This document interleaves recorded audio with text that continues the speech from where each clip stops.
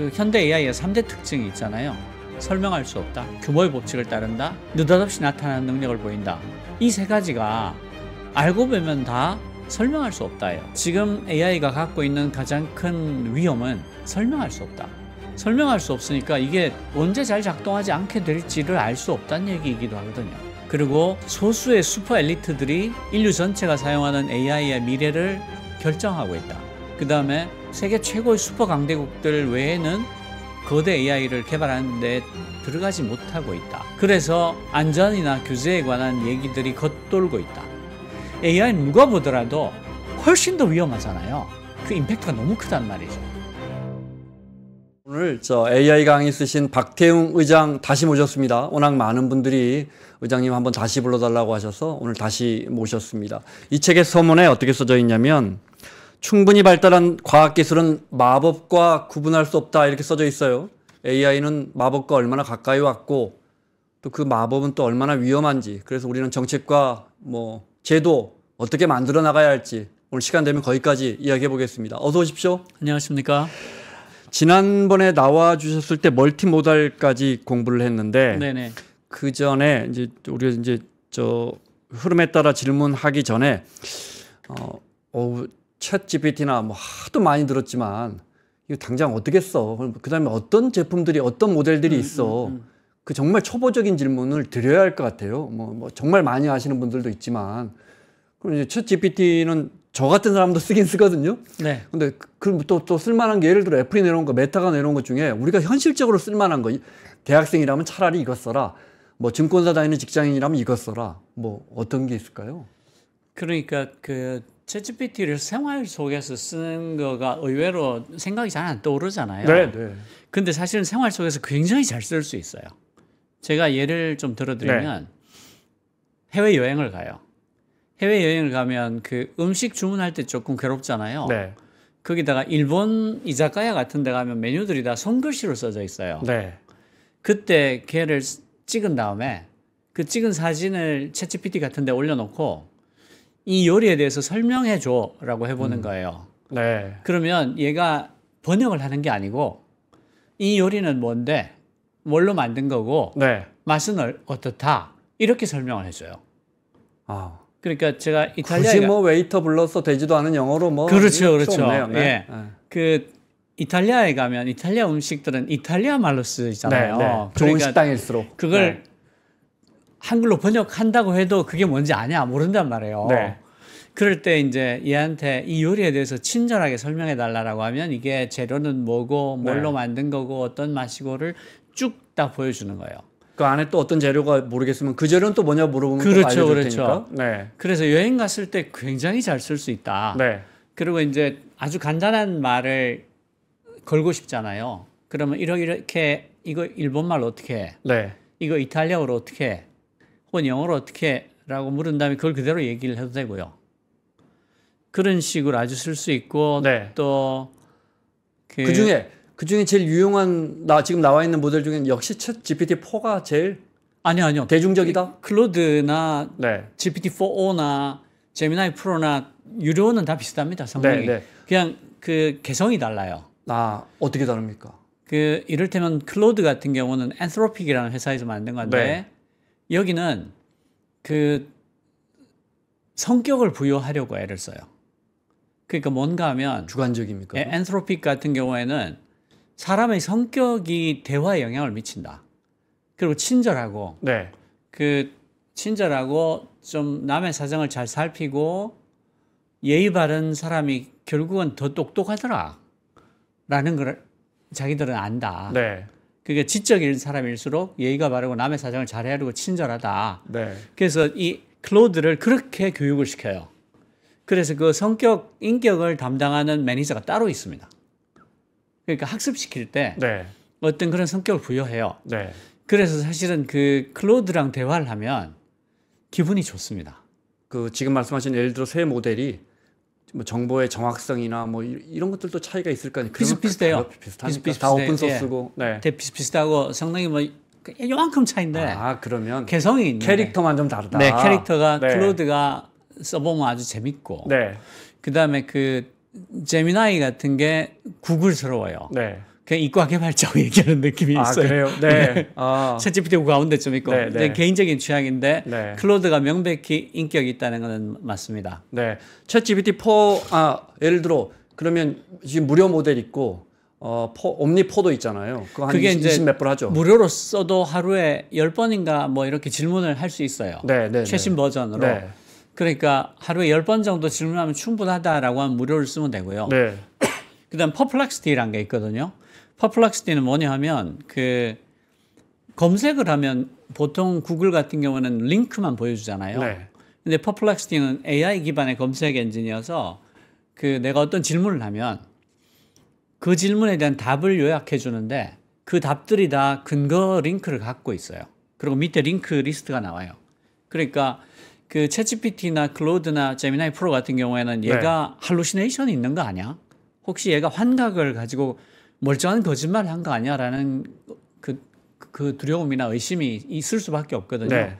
근데 퍼플렉시티는 링크가 다 있으니까 확인할 수 있으니까 네. 굉장히 편하죠. 근데 제 가끔씩 챗 GPT 쓸 때도 이 친구가 이렇게 내가 물어본 거에 대해서 답을 쫙 줄 때 네. 너 그 정보 어디서 났어? 소스 보여줘. 뭐 주소 알려줘 하면 또 뭐 어느 신문 뭐 이렇게 다 주더라고요. 다시 물어보면. 네. 최근에 챗GPT하고 클로드가 다 검색을 같이 제공하기 시작했습니다. 네. 검색해서 대답해 줘요. 네. 네네. 퍼플렉시티하고는 좀 다른데 네. 그러니까 얘들이 왜 학습을 100일 동안 했다 그러면 100일 이후에 나타난 소식들에 대해서는 얘들이 모르잖아요. 학습 안 했으니까. 네. 그런데 지금은 학습이 끝난 뒤에 나타난 데이터들도 검색을 해서 답에 포함해 줍니다. 그것까지는 왔어요. 네. 그리고 AI에 대해서 또 쓰는 예를 말씀을 하나 드리면 그 한나 아렌트라고 아시죠? 네. 네. 한나 아렌트의 유명한 철학자죠. 유대인. 네. 악의 평범성이라는 말로 네, 되게 네. 유명하잖아요. 네. 그게 그 영어로 하면 banality of evil이거든요. 네.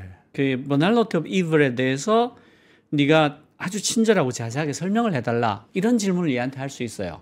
네. 그럼 얘가 뭐라고 하냐면 banality가 평범함, 일상적임, 진부함을 뜻한다. 그런데 아렌트가 표현하고자 했던 것은 그 어느 단어의 표면적인 뜻만이 아니다. 네. 그러니까 여기서는 악의 평범성이라거나 악의 진부함이라고 번역하는 것보다 생각 없음이라고 번역하는 게 옳다. 아, 네. 그러니까 아무 생각 없이 주어진 지시를 그대로 따르는 것. 네. 그래서 평범한 사람들이 어마어마한 악을 저지르게 되는 것이니까 이건 악의 평범성, banality of evil을 악의 평범성이라고 하지 말고 아무 생각 없이 저지르게 되는 것에서 오는 죄악이라고 번역하는 게 맞다. 훨씬 더 정확한 것 같은데요. 네. 네. 그 철학적 의미는 전체주의 사회에서 이런 무비판적이고 생각 없는 행동이 대량 학살과 같은 비극을 초래할 수 있다. 네. 일상적이고 평범하며 비판적 사고 없이 행해지는 것을 버널러티라고 말하는 게 맞다. 이렇게 얘기를 해줘요. 그러니까 이게 이제 GPT-4인데 유료 버전이긴 한데 네. 네. 무료로도 쓸 수 있거든요. 근데 GPT-4가 더 정확하고 더 심층적인 답을 줍니까? 아니면은 양적인 거하고는 상관이 없고? 4.5가 나아요. 아, 그래요? 예, 네. GPT-4 터보 그 다음 버전이 네. GPT-4.5라서 비교해 보시면 약간 그 품질 차이 납니다. 네. 4.5가 지금으로서 가장 자주 쓰는 분은 어쨌든 유료 모델 가입하는 게 낫다. 가입하는 게 낫죠. 그거 한 달에 22달러인데. 네, 이거 한번 해볼게요. 제가 갑자기 생각났는데. 네. 내가 오늘 AI 강의 쓰신 AI 전문가와 인터뷰를 해야 되는데 적당한 질문 20개만 줘봐. 예를 들어 책에서 다룬 AI 실제 적용 사례 중 가장 중요한 사례는 무엇이라고 생각하시나요? AI의 미래의 교육 시스템에 대한 변화를 가져올 수 있을까요? AI가 인간이 공존하는 미래에 대해 어떤 비전을 가지고 계신가요? 와. 그런데 매우 체계적이긴 하지만 섬세하진 않네요. 좀 지루하죠. 네. 그리고 어떻게 보면 좀 상투적이고 아직은 상투적이에요. 제가 질문을 좀 너무 매크로하게 너무 상투적으로 던져서 그런 근데 것도 대체로 네. 그 얘들이 그 어마어마한 학습 데이터를 공부한 다음에 네. 그 안에 들어가 있는 잠재적 패턴을 뽑아내는 거기 때문에 진부하고 상투적이기 쉬워요. 멀티모달까지 지난 네, 제 네, 기억에 네, 네. 네. 멀티모달 간단하게 다시 한번 설명해 주시면요. 멀티모달은 여러 개의 모드를 갖고 있다는 네. 뜻이에요. 그런데 그 일단 챗GPT는 텍스트만 처리하거든요. 네. 입력 출력하는데 GPT-4 터보는 이미지도 처리하고 그릴 땐 달리 같은 거 써서 그리기도 하고. 네. 근데 지금은 뭐 목소리, 오디오, 비디오, 텍스트를 하나의 모델이 다 처리합니다. 그걸 멀티모달이라고 하는데요. 네. 이 멀티모달이 되는 것은 필연적이에요. 그럴 수밖에 없습니다. 왜냐하면 우리가 갖고 있는 데이터들이 대부분 복합 데이터입니다. 그러니까 서류가 있으면 그 안에 표도 있고 그림도 있는 거지 딱 글자만 있는 서류는 별로 없거든요. 네. 근데 챗GPT 같은 경우는 텍스트만 처리하니까 표나 그림이 날아가죠. 그러면 쓸모가 굉장히 떨어지지 않습니까? 그러니까 멀티모달을 지원하는 모델이 나오는 순간 챗GPT는 살아남기 어렵죠. 그러니까 멀티모달로 가야 되고요. 네. 데이터의 성격을 봐도. 그리고 학습 데이터의 고갈이라는 더 심각한 문제가 있습니다. 그 고품질 학습 데이터가 많아야지 AI가 학습을 할 수 있잖아요. 네. 근데 라마 3.1이 챗GPT보다 50배 정도 많은 데이터를 학습을 했거든요. 그러니까 지구상에 데이터가 더 남아있지 않아요. 그러니까 지금도 물론 새로운 데이터가 끊임없이 생산되고 있지만 네. 그 그래프는 이럴 거란 말이에요. 지금 한 뭐 50억 개가 있다. 네. 거기에 뭘 보태봐야 이미 인류가 생산한 거의 모든 지식 컨텐츠는 다 들어가 있다. 네네네. 그러니까 학습 데이터가 적어도 텍스트로 보면 거의 고갈 상태다. 그러니까 이 AI를 계속 공부를 시켜야 되니까 네. 그러면 멀티모달로 가야 되는 거죠. 왜냐하면 동영상은 어마어마하게 많지 않습니까? 네. 그러면 학습 데이터의 고갈이라는 말을 할 필요가 없죠. 그리고 인공지능이 인간의 지능을 기계로 만들어 보자라는 시도인데 인간의 지능은 멀티모달이에요. 기본적으로 눈, 귀, 코, 입, 뭐 손, 온갖 군데서 들어오는 그 데이터들을 가지고 지능이 발전한단 네. 말이죠. 그러니까 인공으로 지능을 만들자고 했으면 멀티모달이 돼야 되는 거죠. 오감을 전부 다. 네, 다 해야 되는 거죠. 물론 지금 뭐 냄새 같은 건 뭐 네. 그거야 이제 인터페이스가 없으니까. 그것도 네. 시간의 문제입니다. 아. 그러니까 그 냄새라는 게 결국 여기 후각 센서가 네. 그 냄새를 만드는 물질을 인지하냐의 문제잖아요. 네. 근데 방향 그 물질들은 정체가 거의 다 파괴되어 있거든요. 아, 그래요. 그렇죠. 네. 그렇게 향수도 만들고 하는 게 그런 거잖아요. 그러니까 그 센서가 너무 비싸고 그걸 가동시켜서 얻을 수 있는 이득이 적어서 네. 안 하고 있는 거죠. 그리고 그것까지 없어도 지능을 만드는 데는 큰 지장이 없지 않겠냐. 네. 뭐 이런 판단도 있는 거고. 그 소스를 넣을 때 지금 웬만한 모델에서는 예를 들어 동영상 통째로 집어넣을 수도 있습니까? 저장된 거 제 노트북 초기 화면에 바탕화면에 저장된 거 그냥 갖다 넣어버리면. 그렇죠. 학습할 때는 말도 못하는 그 비디오를 네. 넣죠. 넣어버리면 그냥 바로 한 뭐 몇 초 만에 인식한 다음에 예, 지금 보면 그 이 영상 줄거리 요약해줘 하면. 네네네 유튜브 네. 그 스크립트 뭐 4시간 분량, 5시간 분량도 텍스트 다 뽑아주고 요약 다 해주고 하잖아요. AI가. 네. 네. 그게 멀티모달이고. 네. 2강에 보면 이런 말씀하세요. 어려운 일은 잘하고 쉬운 일은 못한다. 어려운 일 잘하는 건 알겠어요. 쉬운 일을 못한다는 건 뭡니까? 그러니까 이게 지금의 거대 언어 모델들 네. 지금 뭐 멀티모달에 대해서 언어 모델로 하면 안 되지만 베이스는 거대 언어 모델들이니까 거대 언어 모델들이 어떻게 답을 하는데라는 원칙을 알아야 되는데요. 제가 이제 지난번 시간에 잠재된 패턴을 찾아내는 애들이라고 그랬잖아요. 네, AI라는 게. 네네. 네. 잠재된 패턴을 찾아낸 다음에 자기가 갖고 있는 데이터로 가장 그럴 법한, 네. 가장 approximate한 답을 확률적으로 예측해서 내놓는 애거든요. 네. 확률적으로 예측해서 내놓는 애기 때문에 확률적으로 예측해서 내놓을 필요가 없는 모든 일에 약해요. 예를 들어서 네. 1 더하기 1은 2잖아요. 그건 명확한 하나의 네. 답이 있죠. 그걸 확률적으로 예측할 필요가 없잖아요. 그리고 그 뭐 콜럼버스가 아메리카 대륙을 상륙한 날이 정확히 며칠이냐. 예. 이런 건 명확한 하나의 답이 있죠. 1496년인가요? 예, 네. 예. 명확한 하나의 답이 있죠. 네. 네. 그러니까 그런 종류의 명확한 하나의 답이 있는 경우에 얘들은 언제든지 걸려 넘어질 수가 있어요. 왜냐하면 확률적으로 예측해서 생성을 하니까. 네. 그래서 의사 자격 시험에 상위 1%로 합격을 하고 그 수학 올림피아드에서 세계 최고 수준의 뭐 은메달 따고 이러는 애들이 명확한 하나의 산수 뭐 7자리 숫자의 더하기라든가 아니면 어떤 역사적 사실이라든가 네. 혹은 어떤 판례 관련된 판례를 다 찾아줘라든가 이런 분야에서 막 걸려 넘어지는 거예요. 할루시네이션이 막 섞이는 거예요. 네. 그 지금은 이제 그 AI 회사들도 그걸 아니까 수식에 관해서 물으면 확률적으로 예측해서 생성하지 않아요. 그냥 파이썬 같은 프로그래밍 랭귀지로 네. 수식을 짜가지고 계산해서 답을 합니다.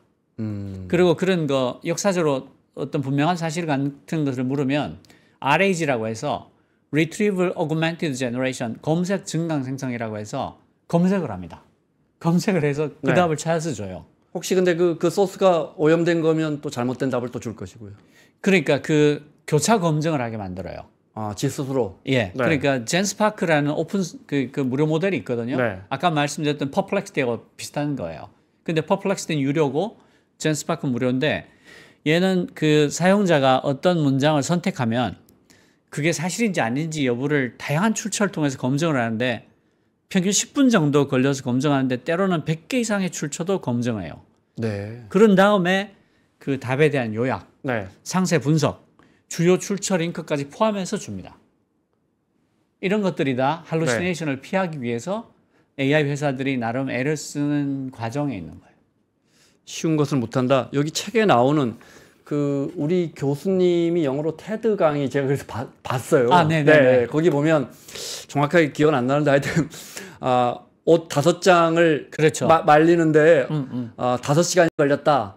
30장 말리려면 몇 시간 걸리냐? 그렇죠, 그렇죠. 그랬더니 AI는 30시간인가 다 곱하기 6을 해요. 곱하기 6을 예, 한단 예, 말이에요. 예. 원래 답은 뭐 똑같이 5시간일 텐데. 그게 이제 그분이 주장하시는 게 그 아마 워싱턴대 최혜진 교수인가 네, 그분이 네, 왔었을 네. 텐데 상식이 없다는 말을 하고 싶었던 거예요. 네. 얘는 상식이 없다. 그 상식이 없다라고 주장하시는 분들 얀느 쿤도 그렇게 말을 하시는데요. 그게 뭐냐면 그 월드 모델을 가지지 못한다. 네. 그게 그 월드 모델을 가지지 못한다고 주장하는 근거는 뭐냐면 AI가 학습하는 걸 봐라. 남이 쓴 거, 남이 본 거, 남이 들은 걸 학습하지 않냐. 간접 학습을 하는 거다. 어디까지나. 네. 근데 우리 인식은 주체적인 과정이다.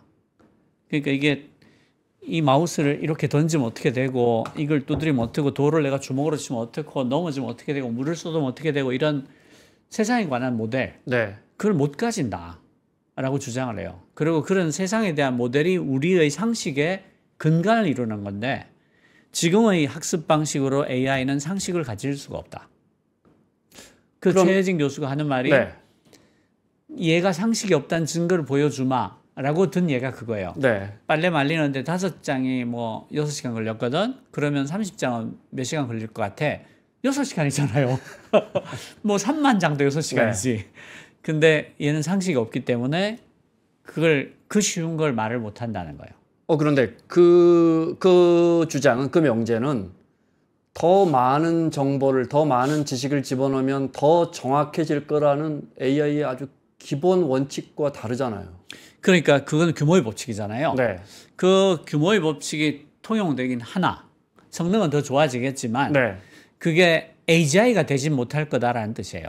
AGI, 스스로 생각하는, 사유하진 못할 거다. Artificial General Intelligence라고 해서 인간의 지능을 넘어서는 지능을 네. 말하잖아요. 거기까지는 못 간다. 이 길은 틀린 길이다. 그래서 얀느 쿤하고 최혜진 교수가 뭐라고 얘기하냐면 그 세계에서 가장 높은 건물을 해마다 5cm씩 높인다고 네, 해서 책에 나옵니다. 달에 네. 갈 수는 없다. 왜냐하면 방법이 틀렸기 때문에. 그 얘기를 해요. 그러니까 얀느 쿤도 그렇고 최혜진 교수도 그렇고 가는 길이 틀린 길이다. 이렇게 말하는 거예요. 그러니까 가는 길이 틀렸기 때문에 예. AI는 아무리 많은 정보와 지식을 갖고 있다고 해도 인간처럼 사유할 수 없다. 네, AGI가 되지 못한다. 네, 그런 뜻이죠. 의장님도 동의하시고요. 저도 어느 정도 동의합니다. 동의 못하는 어떤 부분은 어떤 겁니까? 더 봐야 돼. 예를 들어 AI는 스스로 어느 정도까지 발전하면 어느 정도까지 생각하고 판단하고 결정할 수 있습니까? 제가 봤을 때 이제 추론이 네. 지금 방식으로 사실 이거 우리 굉장히 궁금해하는 거잖아요. 예. 이 질문 잘 마지막에는 그래서 AI가 인간을 지배할 수 있느냐? 꼭 이 질문 나올 거 아니에요, 강의하시면. 이거예요. 그 네. O1이라는 게 오픈 AI가 내놓은 추론하는 AI예요. 네. 얘는 이름을 잘 보시면 지금까지 모든 모델에 GPT라는 이름을 붙여왔어요. 챗GPT, GPT-4, 네. GPT-4 Turbo, GPT-4 Only 그러다 느닷없이 O1이에요. 얘는 다르다는 거죠. 얘는 GPT와 다른 방식으로 학습을 시킨 거예요. 그래서 GPT-5가 되지 못해요. 무슨 뜻인가 하면 얘는 추론에 특별히 특화를 시켜서 학습을 시켜본 거예요. 근데 어떤 식으로 했다고 짐작을 하냐 하면 그 우리가 체인 오브 소트라고 해서 사고의 연쇄고리. 네. 그러니까 우리가 추리를 할 때 단계적으로 추리하잖아요.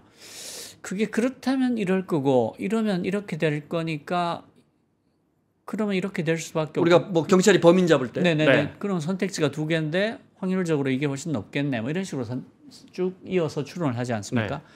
이 추론의 단계마다 네가 어떻게 여기까지 왔는지를 설명하게 하는 거예요. 그리고 이 설명을 사람이 평가를 해요. 그래서 야 이거 너 참 잘 왔다. 그러면 점수를 주는 거예요. 이걸 강화학습이라고 하거든요. 네. 단계마다 점수를 매기는 거예요. 그래서 더 높은 점수를 얻도록 최적화를 해요. 네. 그러면 얘가 추론을 점점 더 잘하게 되더라. 이게 아마 오원이 한 짓일 거다. 강화학습을 했다고는 밝혔거든요. 네. 그렇게 한 건데 여기에 대한 반론은 뭐냐면 그까지 온 걸 설명하는 게 지어서 설명한 건지 정말 거기까지 온 걸 정확히 설명한 건지를 확인할 수 있니? 왜냐하면 그 답이라는 거는 그러네요. 가장 네. 확률적으로 그럴 법하게 생성하는 거니까 어디서 들은 거나 본 것을 추론한 건지 지 스스로 생각한 건지 우리가 네. 구분하기 어렵다. 그냥 패턴 매칭을 해서 네. 가장 그럴 법한 패턴을 토해내고 있을지도 모르는 일 아니냐라는 반론이 하나 있고요. 네. 두 번째로는 그게 추론하는 것 같지만 그 문제를 조금만 틀어도 제대로 답을 하지 못한다. 그러니까 추론하는 것처럼 보일 뿐이다라는 반론도 있고요. 그리고 무엇보다도 이게 오래 걸려요. 그거 돌려놓고 잊어먹고 있어야 돼요. 한참 있다가 나오고. 네. 그리고 다른 능력에 있어서는 GPT-4보다 훨씬 떨어집니다. 왜냐하면 추론에 특화해놨기 때문에. 네. 아. 그러니까 다른 능력도 아주 뛰어나면서 추론까지 그렇게 뭐 잘했으면 정리하거나 뭐 맥락을 찾아내거나 이런 거 잘 못한다. 그랬으면 네. GPT-5라고 했을 거예요. 아, 네. 근데 다른 거는 GPT-4 옴니보다 훨씬 떨어지고 네. 깊이 있는 추론, 뭐 수학, 뭐 의학 이런 쪽에 깊이 있는 추론이 필요한 분야는 꽤 잘하거든요. 가을에 대해서 어떤 감성적인 묘사를 할 때는 얘가 더 낫습니까, 그럼? 감성의 묘사 이런 거는 GPT-4가 낫고요. 그건 잘 베끼니까요. 추론하는 거, 네. 추론에 추론. 특화되어 있으니까 네. 뭐 그런 쪽은 O가 나은데 네. 근데 이게 정말 추론이냐에 대해서는 조금 더 확인이 필요하지 않은가라고 저는 생각하고요. 그래서 지금 보면 연말까지 GPT-5 나올 거다라고 뭐 이런저런 그 내년 초에 나올 거다 이런 네. 기사들이 나왔는데 샘 알트만이 우리 GPT-5는 계획이 없어요라고 부인했어요. 네. 제가 볼 때는 추론은 이제 여기까지면 충분해. 그러니까 이게 발전 속도가 떨어지고 있다라는 해석들이 많이 나오고 있어요. 네. 지금은 왜 눈부시게 나왔잖아요. 챗GPT 나온 지 석 달인가 넉 달 뒤에 GPT-4 네. 나오고 GPT-4 나온 지 석 달인가 넉 달 뒤에 터보 나오고 몇 달 뒤에 옴니 나왔으면 이 속도면 몇 달 뒤에 5가 나와야 될 것 같은데 5원을 툭 내놨단 말이죠. 그러니까 속도가 좀 느려지는 것 아닌가? 네. 라고 했고 일리아 사츠코버라고 오픈 AI의 수석 개발자 하다가 나가서 자기 회사 차린 사람이 있거든요. 네. 이 양반도 그거 비슷한 말을 했어요. 이제 그 양으로 때려 넣는 것보다 새로운 방법을 찾을 때다 비슷한 얘기를 했고요. 그 반면에 그 클로드 만든 엔트로픽의 그 창업자는 여전히 규모의 법칙이 유효하다라고 얘기하고 있어서 이건 좀 두고 봐야 되겠다. 엇갈리니까. 그 말씀은 그러니까 인류가 갖고 있는 수많은 정보를 이제 거의 다 집어넣고 그걸 통해서 어떤 답을 찾아내는 그 패턴을 찾아내는 그 솔루션도 거의 만족할 만한 수준 또는 우리가 갈 만한 높이까지는 거의 다 왔다. 예, 기존 방식으로 어지간히 온 건가? 네. 그래서 그 이게 더 집어넣을 것도 없고. 그러니까 일종의 하나의 가는 길에 있는 고원인가? 네. 아. 혹은 더 못 올라가는 고원인가? 네. 아니면 그렇게 보이지만 또 올라갈 건가? 이거는 한 두어 달 볼만한 일이 아닐까. 근데 클로드 쪽은 그 엔트로픽, 그 클로드 만든 엔트로픽에서는 무슨 소리야 계속 좋아지고 있다. 네. 이렇게 얘기를 하고 있기 때문에 지금 판단하기는 어렵다. 좀 더 두고 보자. 근데 오픈 AI 쪽은 확실히 뭔가 과학자들 여러 명 나가버렸잖아요. 네. 핵심 과학자들 그 정말 말하자면 팔 하나 다리 하나 정도가 뜯겨나온 것처럼 예, 네. 많이 나갔거든요. 에이스들이. 그래서 이 발전 속도가 느려졌을 수도 있고 실제로 고원에 도달했을 수도 있고. 네. 근데 엔트로픽이 뭐 아직 우리 잘 하고 있는데라고 말하고 있기 때문에 섣불리 판단할 수는 없다라고 생각합니다. 그 말씀대로라면 우리가 흔히 AI가 인간보다 똑똑해질 수 있느냐는 부정적인 거 아니에요? 뭐 똑똑하다는 개념이 정보의 전달 그런데 지금 이런 거 그 말고 톱에 있는 AI 과학자들이 하는 얘기를 들어보면 네. 오픈 AI 샘 알트만이 2025년께에 AGI 비슷한 게 나오지 않겠냐. 네. 그리고 아까 엔트로피 클로드 만든 회사의 다리오 아모데이 같은 경우에는 2026년도에 나오지 않겠냐. 네. 그리고 일론 머스크는 2026년 원래 이 사람이 내년이라고 했었는데 한 해 미뤘고요. 그리고 제프리 힌턴 같은 그 딥러닝 만드신 분, 네. 제프리 힌턴 같은 경우에 2029년, 데미스 하사비스가 10년 뒤. 그 데미스 하사비스는 구글의 딥마인드 만든 구글의 AI 총괄. 네. 데미스 하사비스는 10년 뒤다. 딥러닝을 만드신 제프리 힌턴 교수는 2029년이다. 그러니까 이분들이 다 온다라고 말하는 거예요. 1년 안에 아니면 10년 안에 예. AIG는 온다. 25년, 26년, 29년 대체로 그러니까 그 제일 비관적인 사람이 데미스 하사비스인데 그 사람조차 10년 안에 10년. 온다라고 얘기하고 있으니까 네.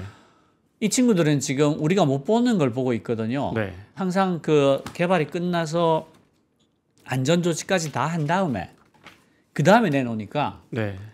이 친구들이 보는 건 우리가 보는 것보다 한 1년 이상 앞서 있는 거죠. 그런데 이 사람들이 이렇게 말하는 걸 보면 아직도 더 나아질 여지는 굉장히 많구나 네. 라고 보는 게 합리적인 판단이 아니냐라고 말할 수 있죠. 지금 여기서는 경고하지 않은 인공지능 AI라고 챕터를 하셨지만 지금 그러면 가장 부실한 부분은 어떤 부분입니까? 아무래도 안전 부분이고요. 네. 그러니까 이런 거예요. 지금 AI가 갖고 있는 그 현대 AI의 3대 특징이 있잖아요. 설명할 수 없다. 네. 규모의 법칙을 따른다. 느닷없이 나타나는 능력을 보인다. 이 세 가지가 알고 보면 다 설명할 수 없다예요. 그러네요. 네. 예. 그러니까 규모의 법칙을 따른다. 왜 따르는데? 그걸 모르겠어. 왜 10의 25승을 넘어가는 학습 용량을 학습 데이터 학습량이 10의 20 학습 연산량이 10의 25제곱을 넘어가면 갑자기 전에 없던 능력들이 나타나는데 그걸 모르겠어. 이런 얘기거든요. 네. 그러니까 지금 AI가 갖고 있는 가장 큰 위험은 설명할 수 없다. 설명할 수 없으니까 이게 언제 잘 작동하지 않게 될지를 알 수 없다는 얘기이기도 하거든요. 그리고 소수의 슈퍼 엘리트들이 인류 전체가 사용하는 AI의 미래를 결정하고 있다.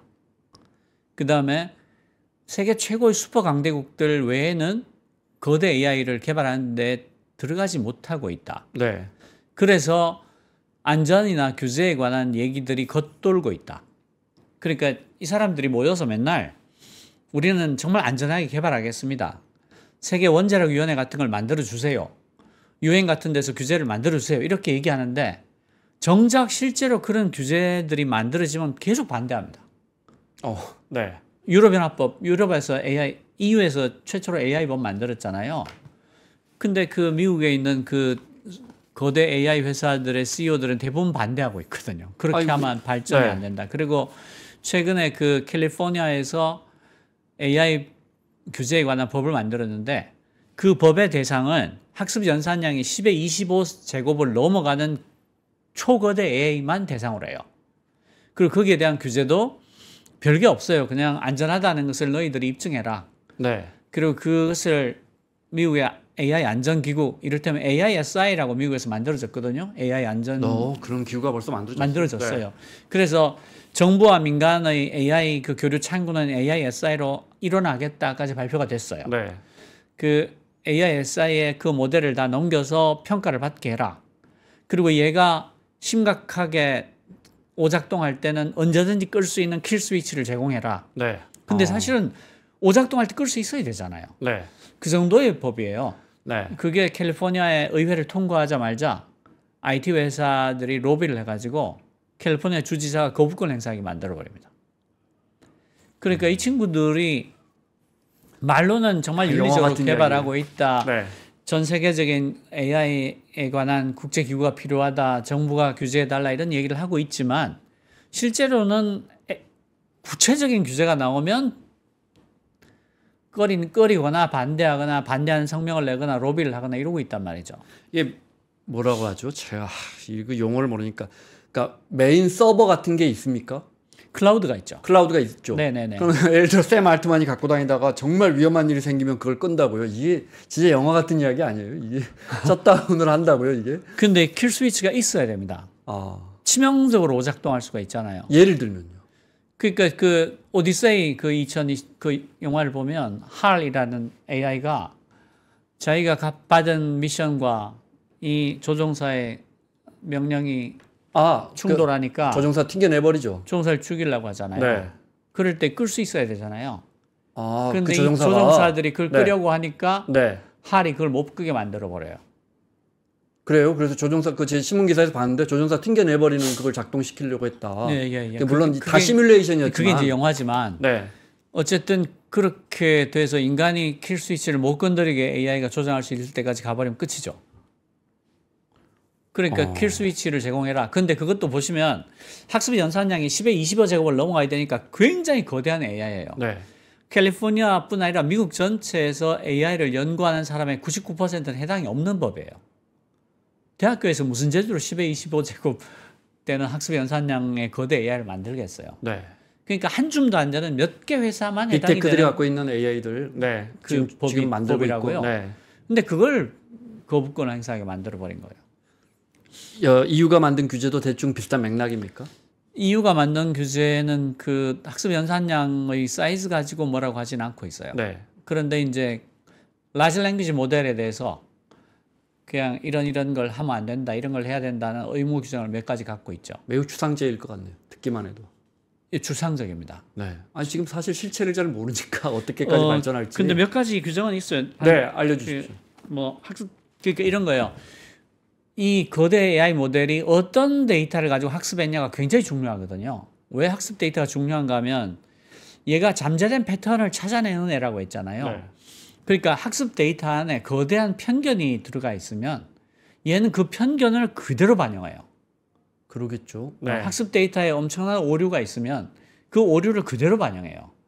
그런데 얘가 토해내는 모든 답을 봐야지 얘가 어떤 편견을 갖고 있는지 알 수 있단 말이죠. 그러니까 답을 가지고 편견을 찾아내는 것보다 네가 학습한 데이터가 뭔지를 밝혀라라고 하는 게 빨라요.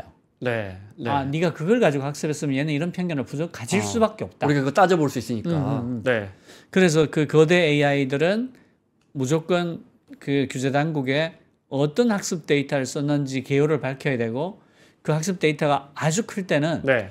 그게 대략 어떤 내용이라는 요약 명세를 같이 제공을 해야 한다. 그 교수님 강의 중에 제가 그거 본 것 같아요. 유튜브에서 그 골드만삭스인가요? 그 카드인가요? 저 네, 부부의 애플의 신용카드.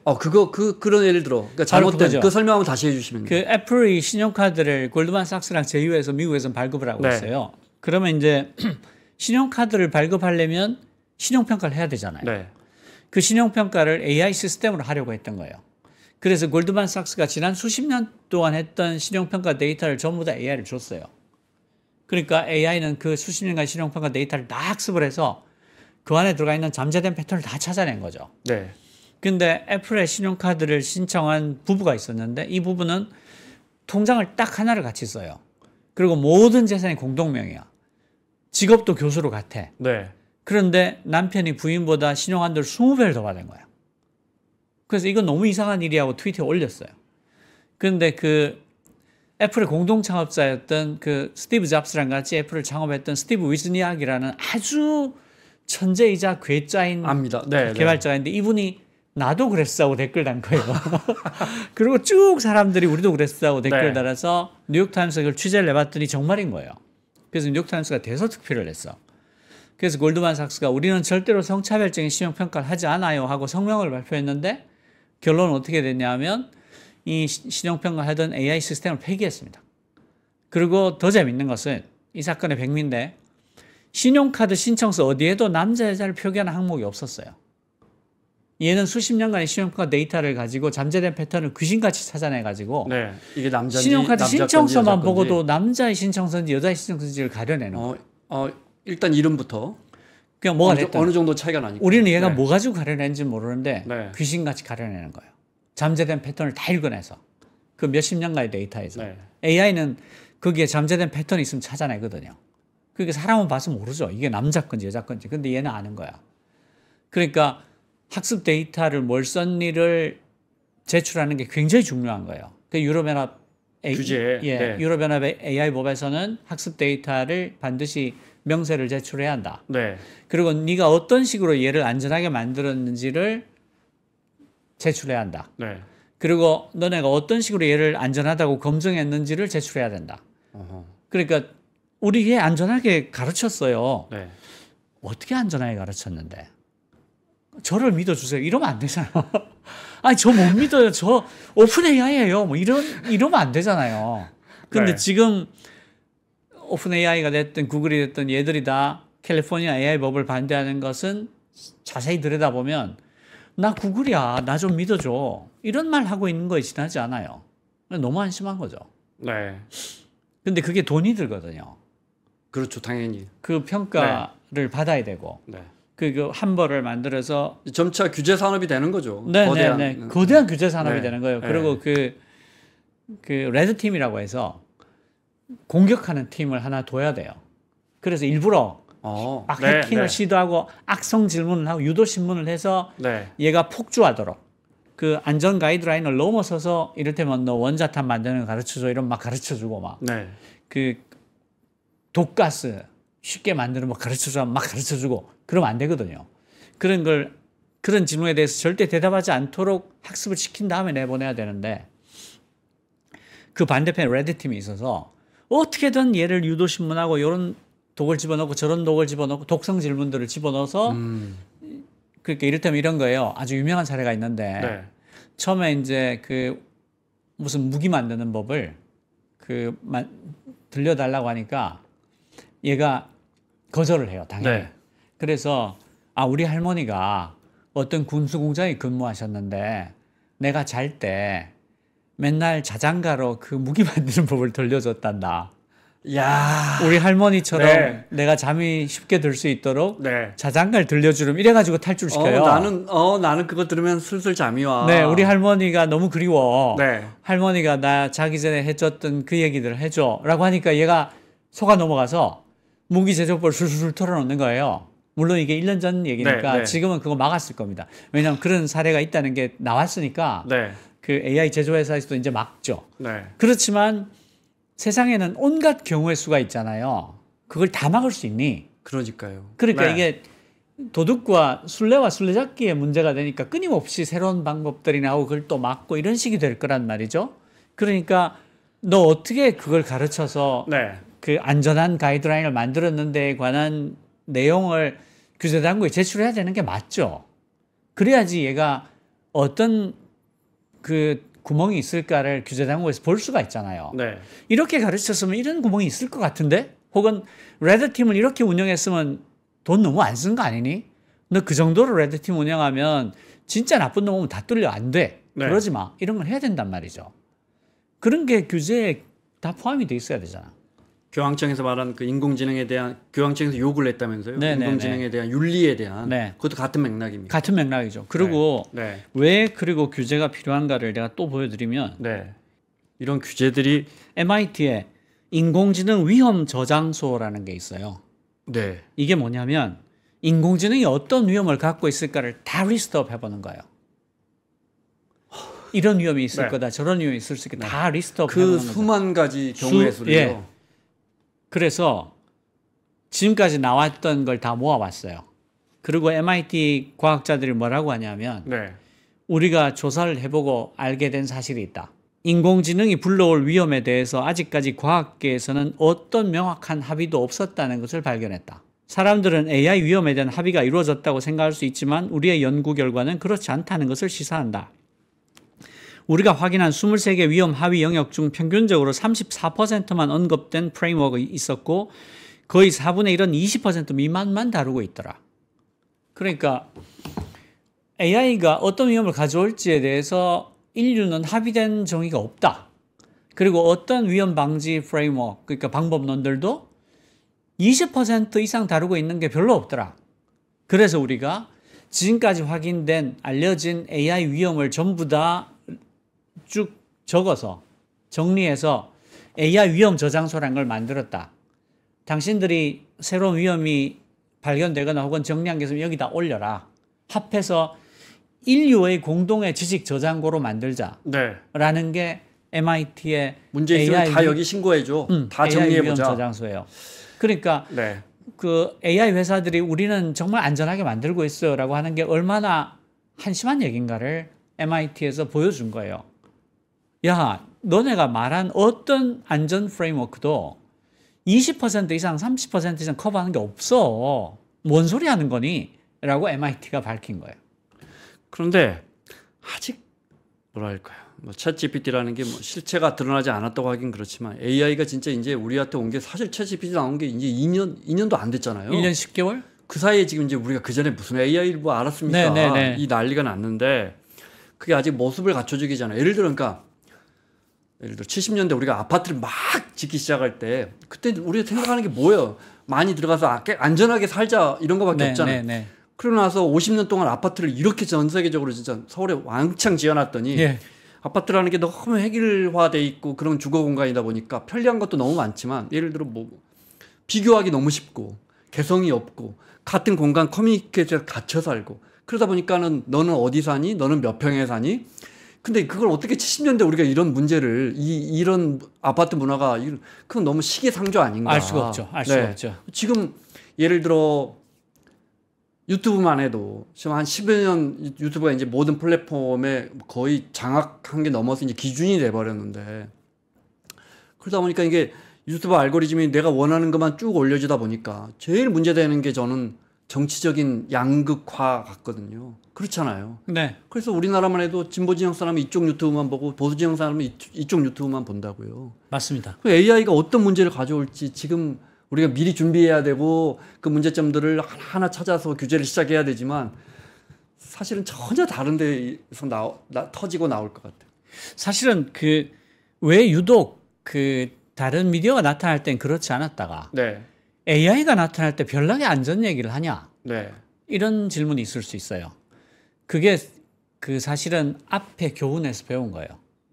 뭐냐면 인류가 소셜 미디어에서 터무니없이 당해버린 거예요. 이거 그냥 재밌는 거잖아. 네. 사람들끼리 관계를 돈독히 하고 소식을 그러니까요. 전하고 네. 재미난 거 나누고 그게 뭐가 문제야? 라고 하다가 정신을 차려보니까 네. 이게 어마어마한 사회적 양극화를 부르고 있는 거예요.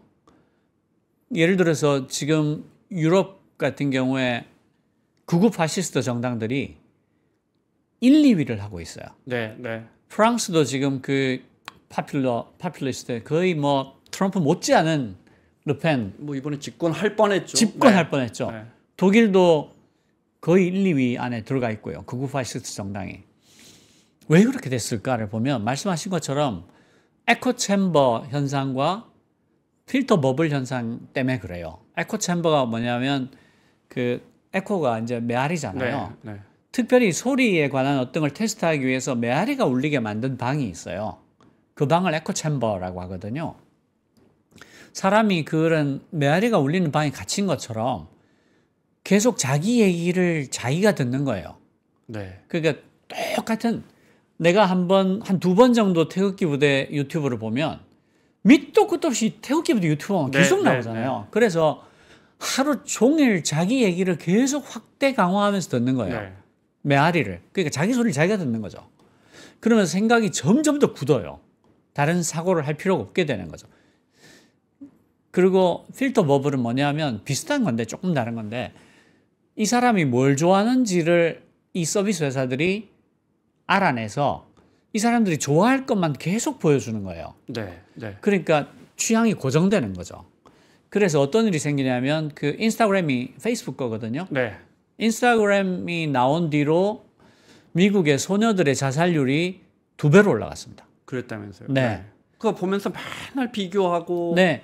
남들 화려한 것만 보잖아요. 몇 번만 네. 이렇게 다이어트에 성공한 어떤 너무나 날씬한 여자의 사진을 보면 이게 과연 포토샵이 없이 이 몸매가 나올까 싶은 사진을 밑도 끝도 없이 보여주는 거예요. 그래가지고 그 아직 자아가 굳건하지 않은 애들, 어린 애들이잖아요. 걔들한테 너는 루저야, 너는 뚱뚱해, 너는 의지가 없어, 너는 쓸모가 없어. 계속 공격을 하는 거예요. 그래서 애들이 한 며칠 다이어트 하다가 한창 클 때 애들인데 그게 다이어트 되겠어요? 못 참고 폭식을 하고 그 다음날 스마트폰을 열면 또 예쁜 애들 잔뜩 그 말도 안 되는 예쁜 사람들. 애가 넌 루저야 이러는 거예요. 그래서 그 폭로가 2021년도인가에 나왔어요. 근데 지금 구글에서 검색해 보시면 여전히 오르고 있습니다. 미국 소녀들의 자살률이 계속해서 오르고 있어요. 제가 몇 달 전에 조사해 봤는데 그때 검색해 보니까 그 폭로 뒤에도 계속해서 소녀들의 자살률이 오르고 있었어요. 그러니까 무슨 뜻인가 하면 인류가 소셜미디어에서 너무나 끔찍한 실패를 했다는 것을 사람들이 다 알게 됐어요. 그래서 일단 바이든 대통령도 AI에 관한 얘기를 할 때 뭐라고 얘기하냐면 인류가 소셜미디어에서 했던 실수를 되풀이하면 안 된다라고 이야기를 시작을 해요. 그리고 오바마 전 대통령도 AI에 관한 얘기를 할 때 항상 하는 얘기가 우리가 소셜미디어에서 했던 실수를 되풀이하면 안 됩니다라고 얘기를 시작을 해요. 그러니까 AI가 소셜미디어처럼 그냥 아는 친구들끼리 소식 전하고 뭐 댓글 달고 하는 게 뭐가 그렇게 위험하겠어라고 했다가 이 지경이 됐는데 AI는 누가 보더라도 훨씬 더 위험하잖아요. 그리고 더구나 그 임팩트가 너무 크단 말이죠. 그러니까 어디까지 발전할지도 솔직히 모르잖아요. 인스타그램은 형태가 딱 있는데. 그래서 그때 챗GPT 나오고 얼마 되지 않아서 아실로마 선언이라는 게 나왔었잖아요.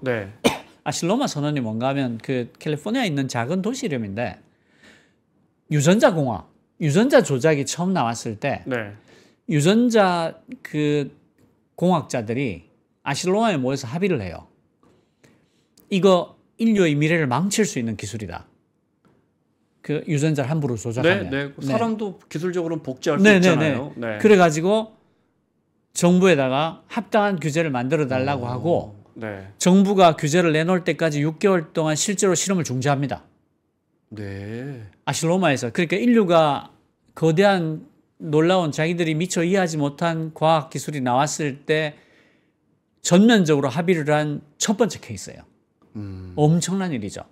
그래서 AI 과학자들이 아실로마에 모여서 한 번 더 선언을 합니다. 우리 개발을 멈추자. 근데 안 됐죠.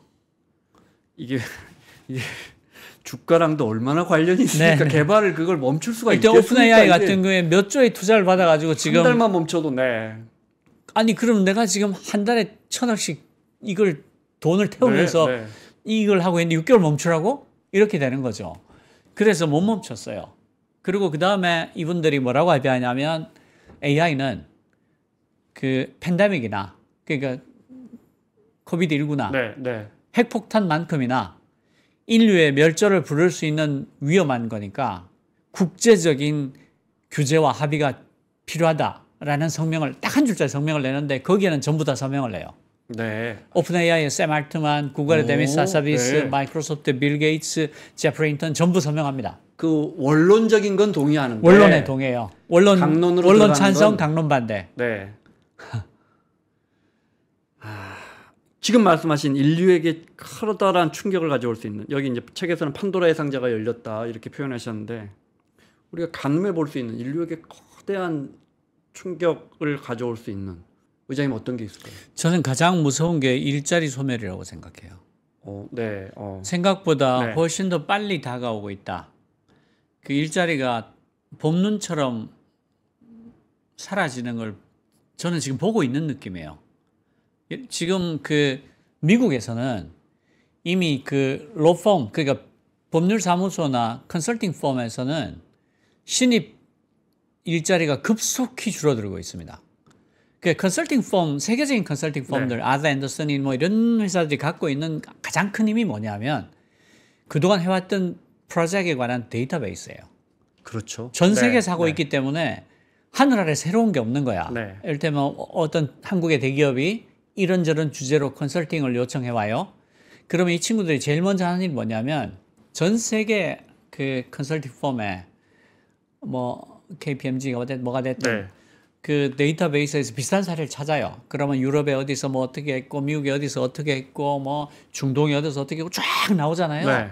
그게 시작부터 끝까지가 다 나오는 거예요. 그럼 그걸 잘 정리해서 거기에다가 현지 사정을 좀 보태서 그냥 내면 이게 아주 훌륭한 리포트가 되는 거거든요. 심지어 근거가 있어. 네. 명분도 있고 성공한 사례들도 있고. 그런데 자세히 보시면 그런 종류의 과거 데이터를 다 뽑아내서 그걸로 늘씬한 보고서를 꺼내는 거는 거대 AI가 가장 잘하는 일이거든요. 네. 쉽게 하죠. 쉽게 하죠. 그리고 그간에 나왔던 그 온갖 법률적인 보고서들이 있을 거 아니에요. 네. 이 법률 보고서는 다 패턴이 있단 말이죠. 그런데 거대한 그 법률사무소, 미국에서 뭐 몇 번째로 크다. 이런 회사는 그간의 모든 데이터들이 쌓여 있을 거 아니에요. 그러니까 대부분의 케이스들이 되풀이 돼요. 네. 야, 이건 정말 특별히 다른 사건이야가 거의 없단 말이죠. 맨날 형사 뭐 재판이면 맨날 비슷한 형사 네. 재판이고 회사에서 기업에서 뭘 법률적으로 어떤 정부에다 했던 보고서를 내야 되면 그놈의 보고서는 뻔하단 말이죠. 그래서 저 법률사무소에서 어쏘 네, 어소들이 제일 지금 위험하다는 거 아니에요? 벌써 내보내고 있다는 거 아니에요? 증발하고 있어요. 네. 우리는 아직까지 덜 느끼고 있는데 미국이 우리보다 몇 달 빠르니까 증발하고 있어요. 어쏘라는 그리고- 직업이 이제 젊은 변호사들 경험도 예, 하면서 예, 예. 자료 찾고 예. 이게 정리하는 거잖아요. 예, 자료 찾고 정리하는 건 뭐 네. AI가 최고 잘하는데. 그리고 콜센터. 네. 콜센터가 내년에는 엄청나게 줄어들 겁니다. 아니 근데 콜센터는 사람의 음성이 그래도 아직은 어느 정도까지 버티지 않을까요? 그 사람의 질문 패턴이라는 게 너무 많아서. 기자님 목소리를 네.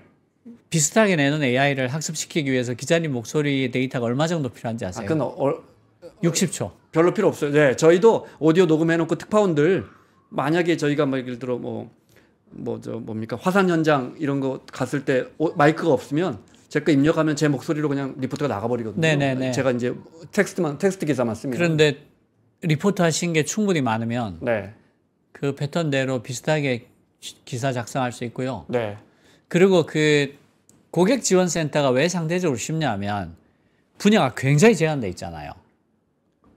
어떤 기업에 네, 고객 지원센터 하면 그 기업에 관한 일만 하면 되잖아요. 네, 그러니까 거기는 자주 묻는 질문이 있어요. 네, 자주 묻는 질문이 한 15년치가 쌓여 있으면 그거 다 학습시키면 자주 8대2 모든 게 8대2 법칙이에요. 대부분의 질문들은 8로 끝나요. 네, 그 20%가 80%를 하거든요. 그러니까 뭐 컴퓨터가 작동 안 해요. 그럼 플러그 확인해 보세요. 플러그 빼셨죠? 뭐 그런 거. 테헤란로의 기획부동산들 보면은 거기 있는 전화해가지고 계속 전화해서 이제 사기치는 거 가르칠 때 이만한 파일이 있거든요. 네. 그거 학습시키면 돼요. 제가 남편에게 한번 물어보고 다음에 알려드리면 안 돼요. 그러면 다음 어떤 답변 착착 넘어가는데 네. 그걸 이제 교육시키거든요. 거기 그 일종의 사기죠. 근데 그런 거 진짜 AI가 잘하잖아요. 고속도로에 어떤 패턴, 네, 고속도로에 우리가 원래는 표 주고받고 했잖아요. 네, 그게 지금은 그냥 하이패스로 네. 지나가잖아요. 하이패스가 들어오고 나서 그분들이 얼마나 빠른 속도로 사라졌나를 생각해 보세요.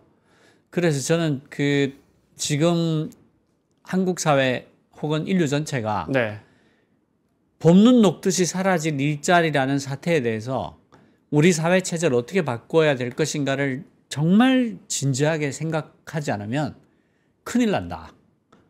이건 내년부터 피부로 느낄 수밖에 없다. 예를 들어서 지금 개발자들 중에서 소프트웨어 개발자들 중에서 AI 쓰지 않는 사람은 한 명도 없다라고 말할 수 있어요. 네. 그리고 며칠 전에 구글의 CEO가 뭐라고 발표를 했냐면 원래 구글에서 새로 짠 코드의 25%는 AI가 짰다. 네, 근데 이게 왜 무섭냐면 지금은 AI 가지고 코드를 짜는데 어떻게 하면 AI와 가장 최적화해서 일할 수 있을까가 튜닝이 되지 않은 상태예요. 그냥 왔으니까 써본 거예요. 근데 AI와 더불어 프로그래밍 하는 법에 관한 시스템이 다 나올 거란 말이에요. 그러니까 사람이 같이 협업해서 코딩을 하는 것과 네. AI를 써서 코딩할 것은 방법이 다를 거란 말이죠. 그런데 그런 표준 매뉴얼이나 표준 좋은 방법들이 나오지 않은 상태에서 그냥 무작정 써봤는데 이미 전체 코드의 25%가 AI가 짠 거예요. 저는 이 속도라면 내년 말쯤이면 35% 넘어갈 거다라고 생각하는데 네. 전체 코드의 35%가 AI가 짠 거가 될 거다라는 얘기는 그냥 정량적으로 얘기하면 개발자 35%는 일자리가 없네요 라는 얘기예요. 마무리를 해야 합니다. 시간이 넘었는데 그래도 하나 마지막으로 네네. 그러면 그 없어질 직업군이 어떻게 정의할 수 있을까요? 예를 들어 뭐 저학력, 저소득 아닙니다. 이렇게 예를 들면 어떻게 정리할 수 있습니까? 어떤 그룹군이 가장 위험합니까? 고급 인지 능력 쪽이 더 위험한데요. 네. 그 한마디로 하자면 잠재된 패턴이 있는 모든 것이 위험해요. 예를 들어서 패턴을 읽는 거니까. 그러니까 법무법인의 대부분의 보고서는 다 패턴이잖아요. 네. 반복되는 보고서잖아요. 그럼 패턴을 잘 지킬수록 정확한 거. 그렇죠. 거죠, 그렇죠. 네. 그러면 법무법인은 어소를 필요해서 10년 차 밑은 다 위험하다. 네. 그 프로그래머 10년 차 밑은 다 위험하다. 그 고객지원센터는 거의 대부분 위험하다.